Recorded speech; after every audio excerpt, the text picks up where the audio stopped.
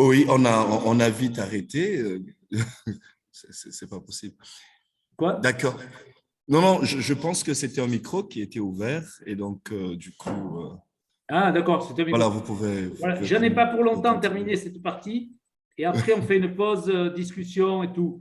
Mais comme ça, on aura fait toute cette partie histoire, tout ce qui est du contexte. Hein. Je le termine et puis on fait une pause. Donc, si l'autorité de l'Empire, comme celle du pape, de la papauté, qui était le garant de la stabilité de tout le monde occidental, s'effondre en entraînant aussi les grands ordres monastiques dans leur chute. Il faut voir que l'Église, elle vivait autant des ordres monastiques. C'était les ordres monastiques qui faisaient, j'allais dire, la saveur de cette Église du Moyen-Âge. C'était ces communautés. Je ne vais pas revenir là-dessus, je l'ai raconté l'année dernière. On a parlé des ordres monastiques l'année dernière. Et il faut voir que c'était plus que les paroisses, c'était les communautés monastiques qui étaient importantes. Et là, elles ont été entraînées dans cette chute. Et c'est ce qu'on a appelé le temps de la captivité d'Avignon. On a comparé l'exil du pape, d'un des deux papes à Avignon, avec la captivité d'Israël à Babylone. On faisait le parallèle à l'époque. C'est pour ça qu'on parle de la captivité d'Avignon. Et pour comprendre donc cette phase de l'histoire, il faut savoir qu'à la fin du XIIIe siècle, les papes étaient sous la dépendance de pouvoirs politiques locaux, notamment la maison d'Anjou de Naples, et au début du XIVe siècle, le pape Boniface VIII, en conflit avec le roi français Philippe le Bel, a subi une défaite qui a ruiné son prestige. Et il n'était plus pris au sérieux. Et derrière le conflit, il y avait bien sûr des histoires d'argent, évidemment. C'est que Boniface VIII revendiquait le droit de percevoir la totalité de l'impôt versé par les monastères en tant que pape. Il disait, l'impôt des monastères, il doit venir à l'Église. Donc, en tant que pape, il revendiquait le droit de percevoir l'impôt, on dirait la dîme aujourd'hui, versé par les monastères.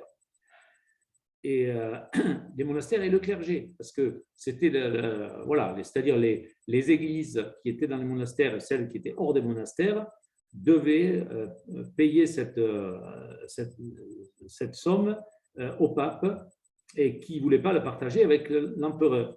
Mais il faut voir qu'à l'époque, il n'y avait pas la société n'était pas organisée hors des églises, il n'y avait pas de communes, il n'y avait pas de pouvoirs politiques locaux autres que les églises. Et donc, si les églises versaient leurs contributions uniquement au pape, ben, l'empereur, il n'avait plus rien.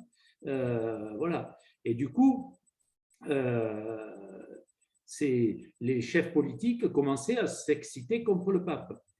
Et humiliation suprême pour le pape, Philippe le Bel a fait emprisonner son représentant. Le légat du pape a été mis en prison par Philippe le Bel. Ça, c'était une première dans l'histoire. Alors, lors de ces conflits, que ce soit les Français ou les Anglais, les parlements ont toujours soutenu les souverains locaux.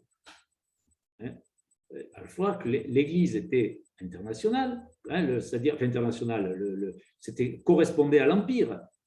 L'Église, c'était le calque de l'Empire, parce que le pape était à Rome et régnait sur l'ensemble de la planète, connu, bien sûr, et commençait à voir le jour, comme je vous l'ai dit tout à l'heure, des États avec des parlements locaux, des rois locaux, des chefs. En Afrique, vous pouvez comprendre ça avec l'histoire des chefs coutumiers, hein, c'est un peu pareil. Il y a quand dans un pays, les chefs coutumiers, alors ce n'est pas à l'échelle du monde, mais c'est à l'échelle d'un pays, les chefs coutumiers prennent trop de place et trop de pouvoir, les pouvoirs politiques centrales, ils les recadrent. Hein. Voilà. Et donc, lors de ces conflits, dont les parlements ont soutenu, je disais, les souverains locaux, ce qui a donné plus d'importance aux États et moins à l'Empire, alors que l'Église restait sur le mode de l'Empire. Vous voyez le décalage qui était en train de naître. Et c'était encore un peu plus compliqué en Allemagne parce que l'Allemagne était pas, comme aujourd'hui d'ailleurs, n'était pas centralisée.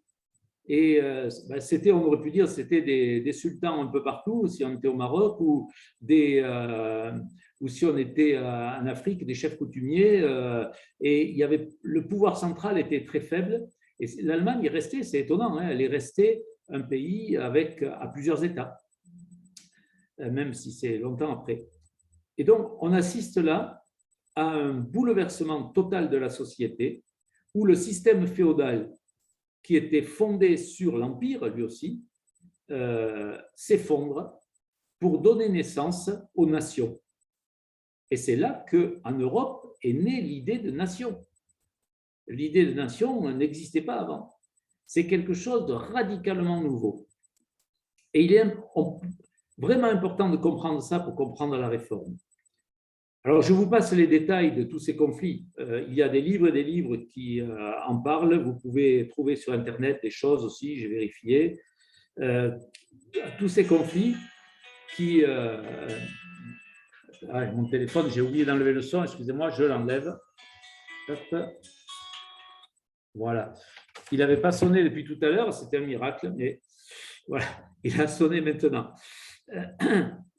Donc, je vous passe les détails de ces conflits qui aboutissent donc à l'exil de la papauté en Avignon et à un pape qui apparaît comme faible. Et quand on est faible, on a moins peur de vous. Du coup, les politiques commencent à hésiter à soutenir cette Église qui n'est plus toute puissante. Et pire, le peuple se détourne de vous quand vous êtes faible. Et finalement, le pape se retrouve un peu seul pour établir son grand projet de théocratie universelle qui avait été formulé par Innocent III. Il se retrouve finalement, plus personne n'y croit, en gros, quoi. Le grand projet d'une Église universelle qui gérerait les pouvoirs temporels et spirituels et où tout irait bien dans le monde, eh bien, ça s'effondre complètement. Il faut encore rappeler, dernier point, après, avant de s'arrêter un peu, le phénomène important, un phénomène important né au moment des croisades, qui, elles, sont parallèles à tout ce mouvement. C'est dans cette période-là que les croisades ont eu lieu. C'est l'apparition des échanges économiques sur la base de monnaie. La monnaie n'existait pas avant. Il y avait le troc, mais il n'y avait pas de monnaie. Et là aussi, on ne peut pas comprendre la réforme et la collecte des indulgences si on ne comprend pas la monnaie, on ne comprend pas que la monnaie vient d'arriver. Et en effet, donc, on a un commerce qui repose de moins en moins sur l'échange de denrées, donc sur le troc, et de plus en plus sur l'argent. Du coup, la papauté va s'engager à fond dans cette nouvelle voie économique et va devenir une puissance financière incontournable. Les papes, ils y ont vu clair, ils y ont cru, et on dit, puisque la monnaie est en train de naître, on va s'en servir. Pour la gloire de Dieu, disait-il. Évidemment, c'est toujours pour la gloire de Dieu que les églises font les choses, on le sait bien. Donc, les papes d'Avignon, à ce moment-là, ont donc tous les éléments nécessaires pour inventer un impôt multiforme. Tout va être taxé. Et la monnaie, c'est génial pour l'impôt. Vous comprenez, c'est aller prélever dans les campagnes une chèvre, un mouton, 10 kilos de manioc, 12 kilos etc. C'est difficile. Et puis, on en fait quoi? Quand le roi il a tout ce qu'il veut, qu'est-ce qu'il va faire? Puisqu'il n'y a pas de monnaie, il ne peut pas le vendre. Donc, il fallait que la monnaie existe pour pouvoir mettre en place ce système de taxes et puis d'indulgence. Donc, voilà. Mais, juste dernier petit mot, avant la pause, il n'y a pas que l'Église d'Occident, il y avait aussi l'Église en Orient. Là, j'ai parlé que de l'Église en Occident. Et c'est vrai que j'ai fait exprès d'en parler parce que c'est là que la réforme est née et c'est elle qui a donné naissance à la plupart des églises en Afrique, à part en Éthiopie, mais bon, voilà.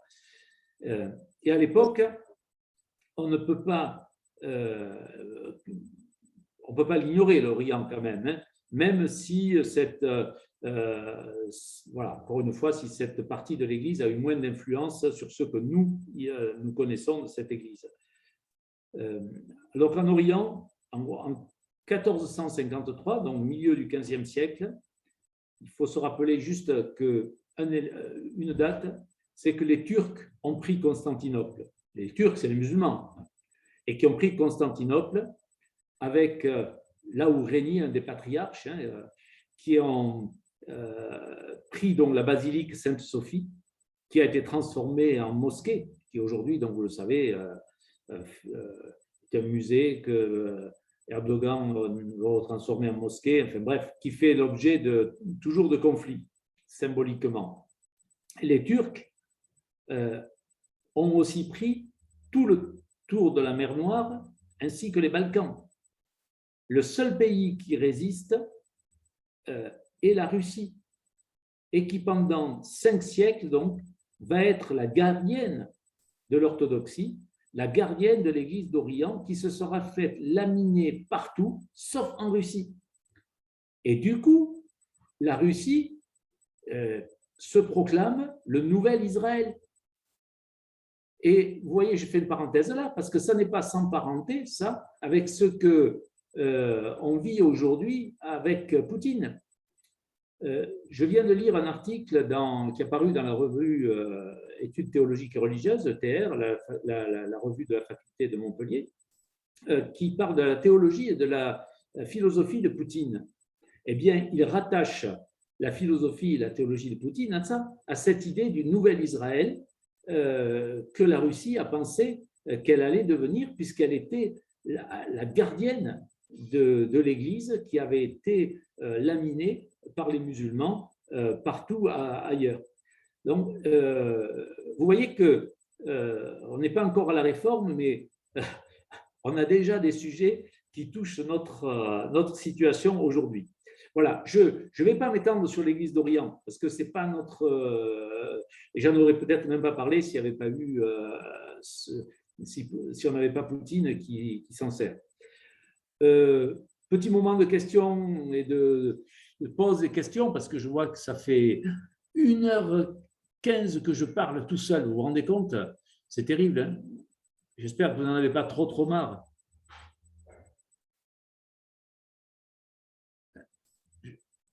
Est-ce que l'animateur de séance peut reprendre les choses en main un peu? Oui. Alors, donc, qu'est-ce que l'on fait en... Oui, s'il y a quelques questions, quelques remarques. D'accord. Généralement, nous prenons la pause à enfin, il est 20h, à 20h40, 45. Alors on peut, comme vous voulez, on peut. Là, c'est parce qu'on finit un chapitre et que je dis que ça pourrait. S'il y a quelques questions sur ce chapitre, sur tout ça, on peut déjà en voir un peu, avoir quelques réactions. J'aimerais bien avoir quelques réactions de certains, des uns ou des autres. Puis on fera la pause à 40, la pause, quoi. Là, c'est juste voir comment vous réagissez à toute cette partie. C'est intéressant, effectivement. Donc, je pense qu'il y a des questions, on pourrait certainement les poser tout en désactivant le micro, hein, ou en activant le micro, pardon. Oui, oui, ça sera plus vivant. Et mettez aussi votre image si vous avez une connexion suffisante.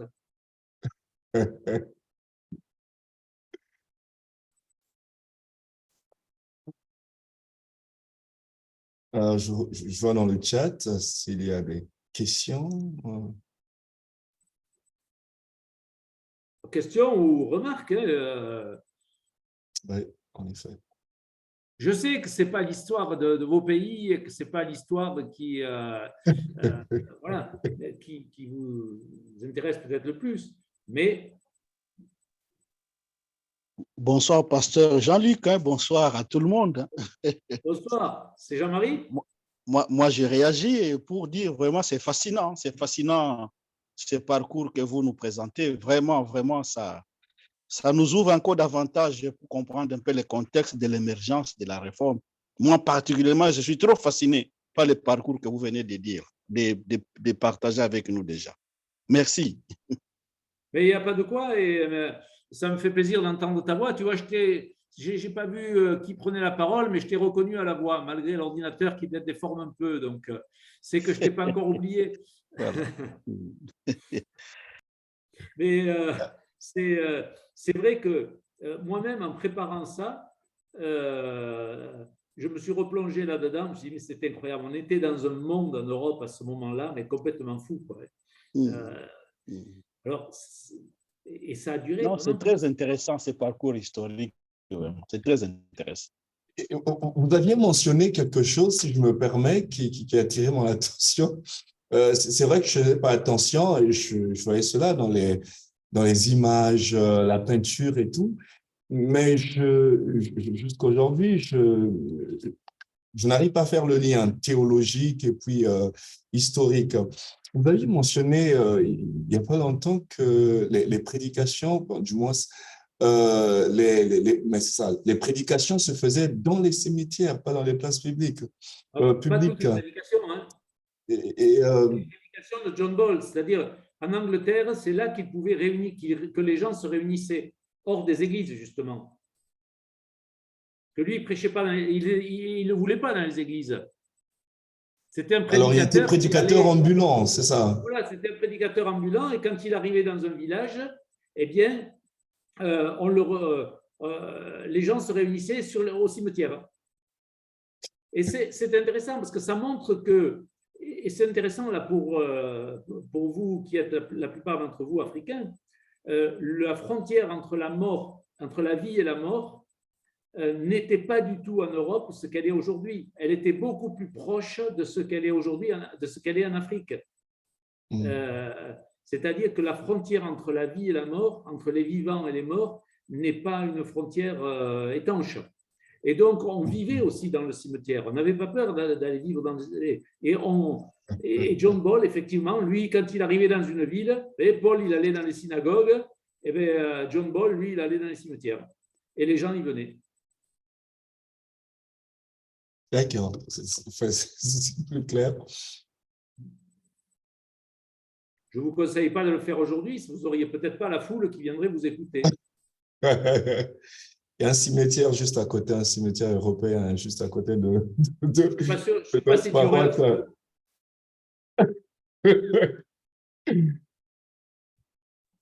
Est-ce qu'il y a des questions? Y a-t-il des remarques, des rapprochements aussi à faire, peut-être, hein?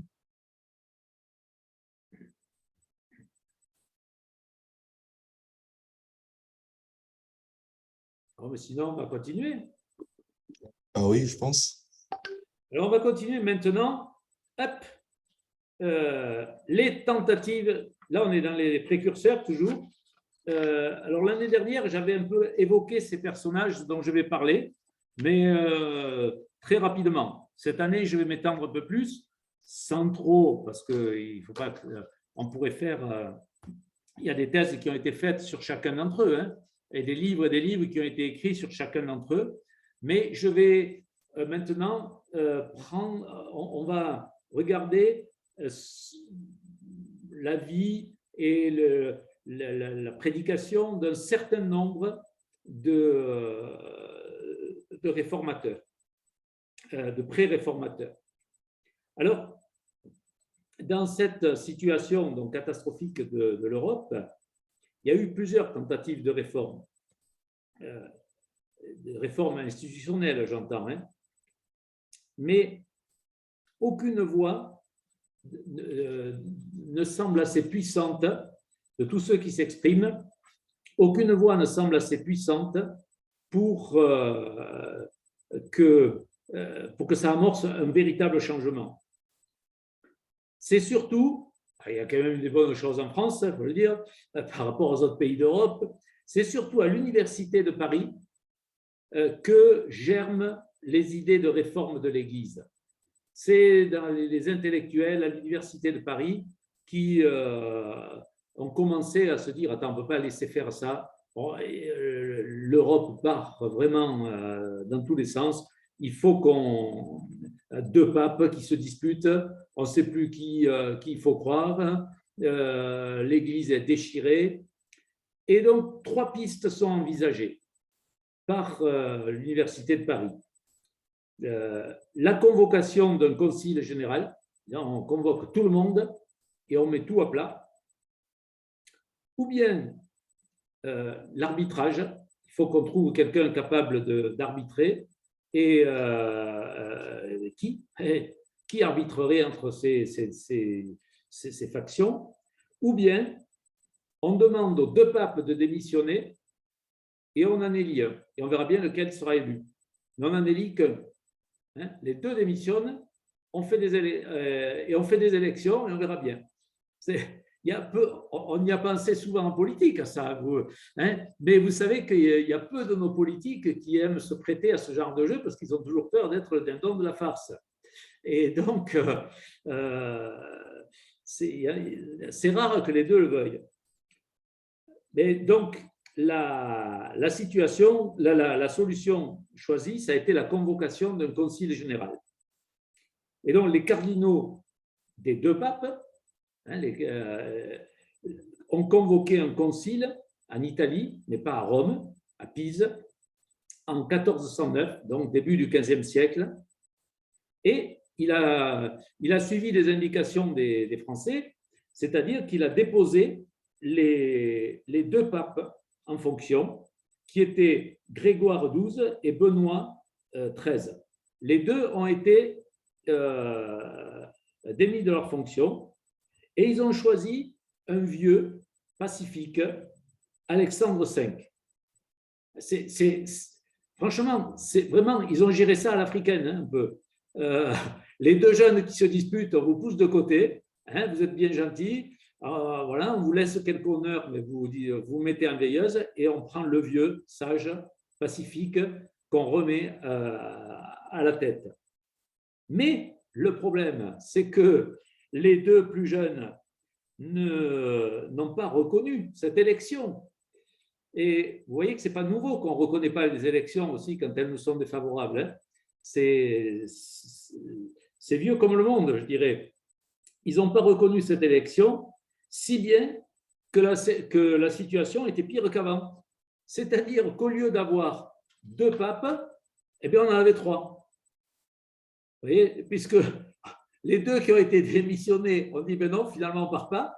Et le 3e qui avait été élu, ça faisait 3 papes.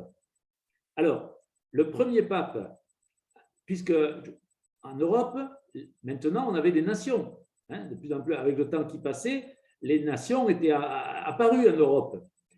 Ce n'était plus l'Empire. Le premier pape est suivi par l'Allemagne, Rome et Naples, donc qui était Rome et Naples. Aujourd'hui, tout ça, c'est l'Italie, mais à l'époque, ce n'était pas la même chose. Le second a été suivi par l'Espagne et par l'Écosse. Et le 3e a été suivi par la France et l'Angleterre. On voit déjà, vous voyez, les conflits entre l'Angleterre et l'Écosse. L'Écosse qui est de… c'est pas des conflits nouveaux, ça. Et donc, c'est dans ce contexte-là que les pré-réformateurs, il faut bien l'avoir en tête, sont arrivés.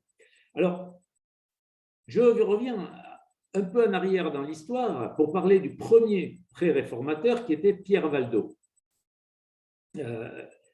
Et il nous conduira, je pense, Pierre Valdo, jusqu'à la pause, ce qui nous reste en gros 10 minutes. On connaît mal ses origines. On l'a appelé le pauvre de Lyon. Il faut voir que Valdo, il est arrivé en même temps que Saint François d'Assise. C'est la même époque. Et lui aussi, il a insisté sur la pauvreté comme valeur évangélique. Face à cette richesse de l'Église dont j'ai parlé, lui, on fait fausse route. L'Église ne peut pas être riche. Une Église qui est riche, c'est qu'elle fait fausse route. Et il a rappelé la valeur de la pauvreté. Et On ne sait pas non plus, on ne sait pas trop d'où il vient, mais on ne sait pas non plus trop comment il a fini. À la fin de sa vie, on ne sait plus rien de lui. Mais on sait de lui quand même ce qui est essentiel, c'est-à-dire son travail pour la réforme. Donc, autour de... Alors, je vous signale juste qu'il y a encore aujourd'hui des églises vaudoises, hein, donc, dont en Italie. Et une de celles qui soutient le CEI au Maroc, hein, qui soutenait, je ne sais pas si c'est toujours le cas, il y a 3 ans encore, il soutenait le CEI. Donc, autour de, la fin des années 1100, donc 12e siècle, Pierre Valdo vit une conversion radicale. Et il venait d'une famille riche et influente et il avait, bien que croyant, une insatisfaction spirituelle importante. Il n'était pas satisfait, il n'était pas content. Alors un matin, alors qu'il faisait la fête avec quelques-uns de ses amis, l'un de ses amis, soudain, s'affaisse là et meurt à ses pieds, foudroyé par, je ne sais pas, aujourd'hui on mettrait des mots médicaux là-dessus, je ne sais pas, une crise cardiaque, une AVC, on n'en sait rien, mais il est mort sur le champ. Ça a sacrément bouleversé Pierre Valdo. Et je ne sais pas si, quand on a un ami qui meurt en pleine fête, ça pose des questions. Et Valdo est rentré chez lui, paraît-il, pâle et saisi d'effroi. Ça a tellement marqué ses proches que c'est quelque chose, on ne sait pas grand-chose de lui, mais ça on le sait. Et si c'était moi, se dit-il, qui si brusquement avait été rappelé devant mon juge, devant Dieu. Et là, il était paniqué. Cette image de son ami qui s'effondrait là à côté de lui, devant lui, ne le quitte pas. Vraiment, ça devient une hantise. Ces nuits, du coup, sont de plus en plus agitées. Et il se dit, soudain, mais si tous ces pauvres que j'ai refusé d'aider se mettaient à m'accuser le jour du jugement. Vous savez, il pensait à des textes comme Matthieu 25, le verre d'eau que vous avez donné à l'un de ses plus petits, la parabole du riche et du pauvre Lazare, etc., etc. Et mais si tous ces pauvres que j'ai refusé d'aider, parce qu'il avait apparemment refusé d'en aider beaucoup, se mettaient à m'accuser. Alors, un jour, notre récit qui raconte sa vie, un ménestrel, c'est-à-dire, vous savez, un chanteur de rue, comme il y en avait au Moyen-Âge, chante dans la rue un chant qu'on connaît encore aujourd'hui, c'est la complainte de saint Alexis, un jeune Romain qui avait tout quitté le soir même de ses noces pour partir en Terre Sainte. Et revenu dans sa patrie, sous l'habit du pèlerin, il se présente, ce que raconte la chanson, en mendiant aux portes du palais de son père, et là, on lui jette une maigre pitance qu'il mange dans un recoin accroupi sous l'escalier. Et le lendemain, raconte l'histoire, épuisé par les privations de son voyage et de ce mauvais repas qu'on lui a fait, de la mauvaise nuit, il ne se réveille pas. Et le ménestrel chante, donc vous savez, c'était des vraies histoires, les chansons à l'époque. Il chante cette histoire et Valdo l'écoute et il est bouleversé par cette histoire. Du coup, il demande au ménestrel, au chanteur, de rentrer chez lui pour l'écouter encore. Et il n'avait pas YouTube à l'époque pour la réécouter, donc on a été obligé de faire revenir le chanteur, là, si on voulait la réécouter. Donc il le fait revenir, il écoute encore. Et là, il y a une question tout aussi lancinante que l'image qu'il avait de son ami qui était mort, qui lui vient. Est-ce que mes biens, mes richesses sont un obstacle à mon salut? Grande question, n'est-ce pas? Est-ce que nos biens, nos richesses sont des obstacles à notre salut? Alors, plus inquiet que jamais, il va consulter un théologien. que faut-il faire pour être sauvé? Et on lui répond, ben, c'est simple, il faut faire pénitence, il faut faire des prières, des pèlerinages et surtout des dons à l'Église. Surtout ça. Ou encore, on lui dit, l'autre solution, c'est de tout abandonner, de tout donner et d'entrer dans les ordres et de devenir moine. Il veut comprendre. Il veut comprendre par lui-même. Il y a des choses dans ce qu'on lui donne comme solution qui ne le satisfont pas tout à fait. Alors, il décide de lire l'Évangile, de lire la Bible. Mais pour ça, il faut traduire la Bible, parce qu'elle n'existait qu'en latin à l'époque, et en grec, elle n'existait pas, et le grec, on ne l'avait pas en plus. Elle n'existait pas en langue commune, romane. Alors, il fait traduire l'Évangile en langue romane. Il le lit, et c'est là qu'il vit une conversion radicale. Mais il ne s'agit pas que d'une conversion individuelle. Pour lui, il faut que la société et l'Église entière se convertissent. Il veut donner l'image ou l'exemple plutôt, d'une société différente, que l'argent ne dominerait plus. Alors, c'est bien, il dit, il ne peut pas en priver sa famille et la jeter dans la rue. Donc, il en garde assez pour assurer l'existence de sa famille, pour que sa famille ne soit pas dans la misère, mais le reste, tout le reste, il le distribue aux pauvres. Tout le reste, il le distribue aux pauvres. Et lui-même, il décide de devenir pauvre. Je ne sais pas si ça marche toujours, j'ai mon image qui ne bouge plus. Si, ça marche. Ça marche? Bon, alors je continue. C'est mon ordinateur c'est moi qui prend mal. Donc, il décide de distribuer tout ça aux pauvres et surtout de devenir pauvre lui-même. Il ne donne pas de son superflu, il donne tout. Alors, non pas pour mériter la faveur de Dieu, contrairement aux indulgences. Il a trop bien compris, lui, ce que veut dire être sauvé par grâce. Donc, il n'est plus dans cette histoire d'indulgence. Simplement, il veut ressembler à Jésus et aller de lieu en lieu pour accomplir sa volonté. Et il se met à prêcher. Lui qui n'est pas prêtre, je vous rappelle, il n'était pas autorisé à prêcher, il se met à prêcher dans les rues et sur les places, puisqu'on ne le voulait pas dans les églises. Et là,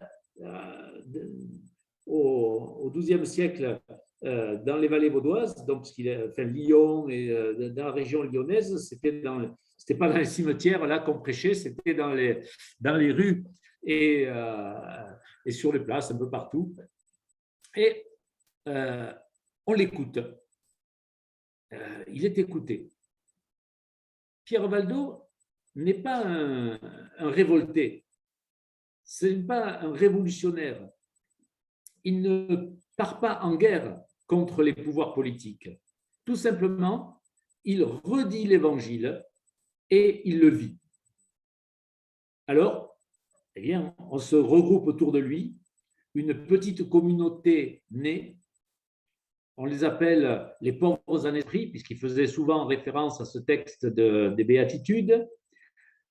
Et ils sont de plus en plus nombreux, de plus en plus forts, étant nombreux, et plus forts aussi intérieurement, parce que la parole les nourrit, les anime d'espérance, et qu'ils connaissent de mieux en mieux cette Bible que Pierre Valdo leur prêche.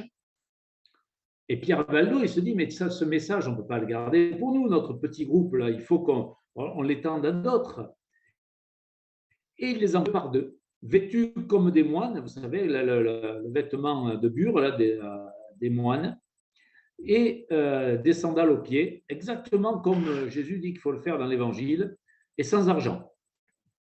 Et au cœur, simplement, la bonne nouvelle qu'ils doivent partager et le sentiment fort d'appartenir au Christ et d'annoncer son royaume. Mais la hiérarchie de l'Église ne va pas l'entendre de cette oreille.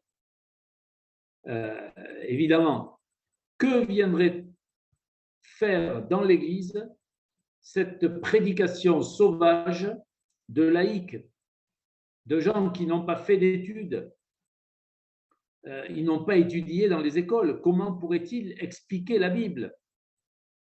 Alors, on les interdit. Les pauvres de Lyon, qui pensent que c'est parce que le pape n'a pas compris ce qu'il voulait qu'il les interdit, en appelle à Rome. Et donc, lors du troisième concile de Latran, en 1179, le pape les reçoit. Il ne les condamne pas. Il les renvoie très paternellement à leur évêque, mais en étant très condescendant. Mais bon, à son évêque, en gros, il a dit, vous savez, ce sont des pauvres gens, ils ne savent ni lire ni écrire, soyez tolérants avec eux, mais ça ira pas bien loin, laissez faire, voilà. Mais la hiérarchie s'est quand même raidie et elle a mis ses opposants, parce qu'elle les a considérés comme des opposants, au banc de la communauté. Et vous savez, il y a ce lien encore très fort entre, évidemment, l'Église et les pouvoirs civils. L'Église a alerté les pouvoirs en demandant d'exercer une répression, puisqu'ils étaient excommuniés. Eh bien, on demandait au pouvoir politique de les mettre au banc aussi, de les excommunier aussi d'une certaine manière. Vous savez, il y avait différents niveaux d'excommunication. Et là, l'excommunication qui a été prononcée était une excommunication dite majeure, c'est-à-dire il y avait un interdit sur des régions entières, des régions entières dans lesquelles il n'y avait pas le droit d'aller. Et le pape, dans son qui avait envie à l'époque encore de dominer le monde, a ordonné ce scénario. Il a accepté d'ordonner ce scénario. D'un côté, il tendait la main à la France pour faire intervenir le pouvoir temporel voisin le plus puissant et les armées du Nord donc, ont envahi le sud de la France, et de l'autre, donc ça a été du côté temporel, il a envoyé des armées pour envahir parce que Lyon, je ne sais pas si vous voyez la géographie, c'est déjà un peu le sud de la France. Donc, et de l'autre côté, il a envoyé un dénommé Dominique de Guzman, qui était un théologien, pour user de persuasion, pour prêcher et pour aussi surveiller et examiner la foi des fidèles et voir qui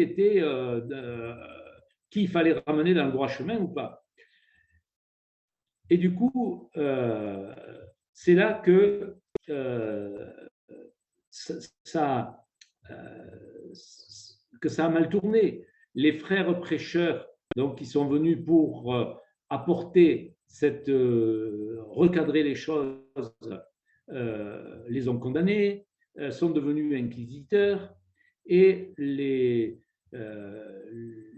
dissident en question a eu beaucoup de peine à leur échapper. Le résultat, quand même, ça a été que le sud de la France a été dévasté, parce que ça a duré tout ça, ça a été une grande affaire. Les libertés des communes ont été réduites à presque rien. La culture occitane a été attaquée parce qu'on a considéré que les Cathares et les Vaudois, c'était une seule et même chose. Enfin, il fallait les pousser tous les deux de côté. Et donc, on a vraiment détruit à ce moment-là toute la culture occitane. Vous savez, je suis occitan, moi, donc ça remonte là. Et les Vaudois, donc, eux, contrairement aux Cathares, qui sont restés pour se défendre, qui jusqu'au dernier, ils sont tous morts, les Vaudois, eux, ils se sont enfuis. Ils se sont enfuis et ils se sont dispersés à tout vent. Et ils sont passés donc de l'autre côté des Alpes. C'est là qu'ils sont allés en Bohême. C'est là, en préparant déjà le mouvement dont on va parler tout à l'heure de Jean Hus. Et surtout, ils se sont retirés dans les hautes vallées des Alpes, à cheval sur ce qui est aujourd'hui la Suisse, la France et l'Italie, dans ces montagnes-là. Et ça va demeurer leur patrie jusqu'au XVIe siècle, jusqu'à la Réforme. Alors, les Vaudois existent toujours, comme je vous le disais tout à l'heure, en Italie, où ils ont rejoint la Réforme au XVIe siècle. Ils ont la même théologie aujourd'hui que une théologie calviniste, disons, hein, parce que Pierre Valdo n'était pas un grand théologien. Donc, quand la Réforme est arrivée avec une théologie plus construite, ils y ont adhéré tout de suite. Et donc, il en reste en Italie. Il y a quelques églises vaudoises aussi dispersées ailleurs dans le monde, mais en Italie surtout, et un petit peu en Amérique du Sud, puisqu'il y a eu, ils ont été persécutés aussi au XIXe siècle.